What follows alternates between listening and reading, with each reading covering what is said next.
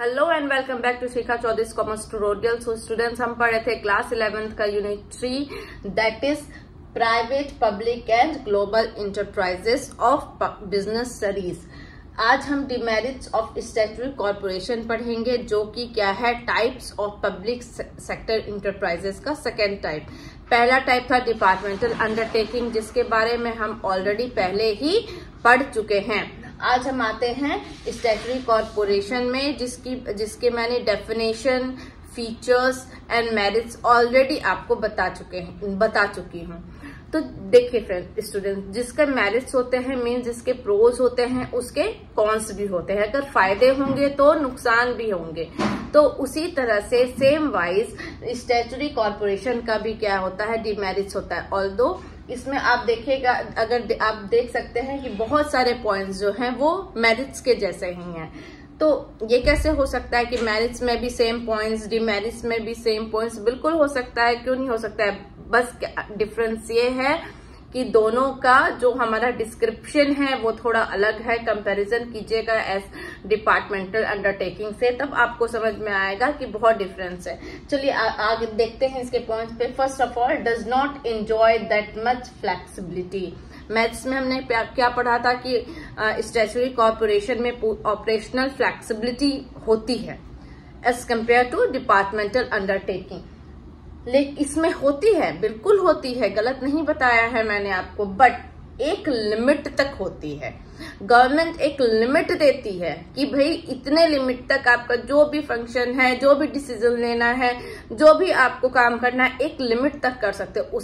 इस लिमिट को आपको बढ़ाना नहीं है। फॉर एग्जाम्पल ले लीजिए, अगर गवर्नमेंट ने लिमिट दिया है आपको कि आप अपना जो भी ब्रांचेस ऑलरेडी खुला है वो ठीक है, फंक्शन हो रहा है, लेकिन अगर आपको सब्सिडियरी ब्रांच और खोलना है तो उसके लिए आपको गवर्नमेंट की परमिशन लेनी पड़ेगी। आप खुद से नहीं खोल सकते हो, खुद से आप सेल्फ डिसीजन नहीं ले सकते हो कि हमें इस जगह पे एक ब्रांच खोलना है, एक सब्सिडियरी ब्रांच खोलना है। उसके लिए आपको गवर्नमेंट की परमिशन लेनी पड़ेगी। ओके, तो फ्लेक्सिबिलिटी एक लिमिट तक ही होती है, उसके आगे वो खुद से डिसीजन नहीं ले सकते। Second, government and political interference. Under departmental undertaking के जैसे उतनी इंटरफेरेंस नहीं रहती है, बट हाँ रहती है। कहाँ रहती है? जहां बहुत ह्यूज फंड इन्वॉल्व रहता है। अगर सपोज कीजिए किसी स्टैट्यूटरी कॉर्पोरेशन को बहुत ज्यादा फंड का कोई काम करना है, ठीक है, सपोज 2 करोड़ 3 करोड़ का कोई काम करना है, तो वो खुद से नहीं कर सकता है। उसके लिए उसे किसकी परमिशन सीख करनी पड़ेगी? गवर्नमेंट की परमिशन लेनी पड़ेगी, क्योंकि गवर्नमेंट ने एक बाउंड्री दिया है कि आप इतना तक ही आप खुद से डिसीजन ले सकते हो, उसके आगे आप डिसीजन नहीं ले सकते हो। आपको किसकी परमिशन लगेगी? उसके लिए गवर्नमेंट की परमिशन लगेगी। थर्ड, करप्शन एग्जिस्ट होता है, बिल्कुल होता है। जहां पब्लिक डीलिंग होती है वहां करप्शन जरूर एग्जिस्ट होता है।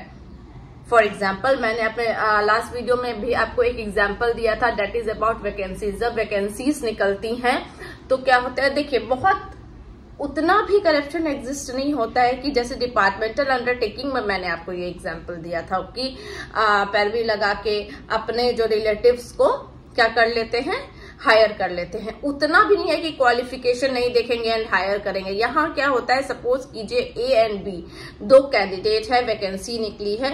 ए का क्वालिफिकेशन भी सपोज कीजिए कि ग्रेजुएशन है एंड बी का भी है ग्रेजुएशन। तो क्वालिफाइड तो दोनों है, लेकिन अगर बी को किसी की अगर पावर है, अगर किसी का अप्रोच है, तो बी को मिल जाएगी।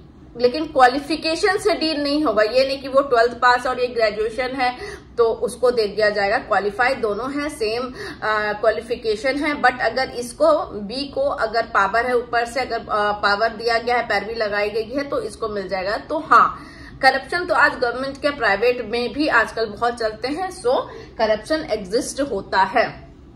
Last, advisers are appointed by government. Government क्या करता है, अपना एक एडवाइजर जो होता है वो बोर्ड में अपॉइंट करवाता है। किसी भी स्टैट्यूटरी, सपोज कि आरबीआई है, तो उसमें गवर्नमेंट अपना एक एडवाइजरी क्या करता है, अपॉइंट करवाता है, जो कि डिसीजन में अपना भी वर्डिक्ट देता है, एडवाइस देता है। ऑल्दो उसको एडवाइजर बोला जाता है, बट ऑब्वियसली अगर हमसे अगर हाई पावर गवर्नमेंट का कोई बंदा है, अगर वो कुछ बोल रहा है और हम कुछ बोल रहे हैं, तो हम किसका वर्डिक्ट लेंगे? वो जो हमारे सीनियर मोस्ट पोस्ट में है, जिसमें ज्यादा पावर है, हम उसी का लेंगे ना। ये तो क्वाइट ऑब्वियस है, ठीक है। तो होते तो एडवाइजर्स हैं, बट बर्डन आ जाता है, कॉर्पोरेशन पे बर्डन आ जाता है कि उनको किनका एडवाइस लेना है। जो एडवाइजर होते हैं, जो गवर्नमेंट के द्वारा अपॉइंट किया जाते हैं बोर्ड में, उनका वर्डिक्ट ज्यादा वैल्यूएबल होता है। तो इससे क्या होता है, रेस्ट्रिक्शन आ जाती है, किसमें? कॉर्पोरेशन पे रेस्ट्रिक्शन आ जाती है। वो खुद का सेल्फ डिसीजन नहीं ले पाते हैं, उनको किसका डिसीजन मानना पड़ता है? एडवाइजर का डिसीजन मानना पड़ता है। ओके, एक बार रिव्यू कर लेते हैं। डिमेरिट्स क्या होते हैं? फर्स्ट ऑफ ऑल, ज्यादा फ्लेक्सिबिलिटी एक लिमिट तक ही होती है, उससे ज्यादा खुद से सेल्फ डिसीजन, ऑपरेशनल फ्लेक्सिबिलिटी नहीं होती है। Second, government and political interference होता है। जहां पे ह्यूज फंड इन्वॉल्व होता है, वहां गवर्नमेंट की परमिशन सीख करनी पड़ती है। कॉर्पोरेशन बिल्कुल एग्जिस्ट होता है, चाहे वो प्राइवेट हो या पब्लिक हो, कॉर्पोरेशन हर जगह है। तो यहाँ भी क्या होता है, कॉर्पोरेशन एग्जिस्ट होता है। फिर advisers are appointed by government, जिसके कारण क्या होता है, कॉर्पोरेशन को खुद के डिसीजन लेने में क्या होती है, परेशानी होती है, एक रेस्ट्रिक्शन सा हो जाता है। मतलब कि हमको परमिशन भी है बट हम ले भी नहीं सकते, ये वाली कंडीशन आ जाती है। आई होप आपको डिमेरिट समझ में आ गया होगा। सो स्टूडेंट्स, अगर आपको मेरी वीडियो अच्छी लग रही हो, समझ में आ रही हो, तो प्लीज मेरे वीडियो को लाइक, शेयर एंड सब्सक्राइब कीजिए। Thank you.